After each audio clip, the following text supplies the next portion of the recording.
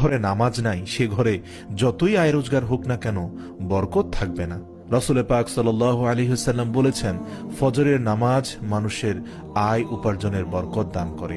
অন্য আরেকটি হাদিসে আছে 5 ওয়াক্ত নামাজের 5টি ফজিলত। 1, ফজরের নামাজ না পড়লে চেহারার উজ্জ্বলতা নষ্ট হয়ে যাবে। 2, জোহরের নামাজ না পড়লে রুজির বরকত কমে যাবে। 3, আসরের নামাজ না পড়লে শরীরের শক্তি কমে আসবে। মাগরিবের নামাজ না পড়লে সন্তানাদি কোনো উপকারে আসবে না। এশার নামাজ না পড়লে নিদ্রায় পরিতৃপ্তি হবে না। আল্লাহু আকবার। আল্লাহ রাব্বুল আলামিন নামাজের মাধ্যমে আমাদের ঘরের বরকত আনার তৌফিক দান করুক।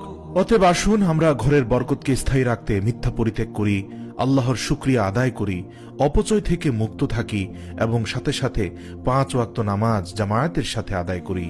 আল্লাহ পাক আমাদের সকলকে বুঝার ও আমল করার তৌফিক দান করুক। আমিন।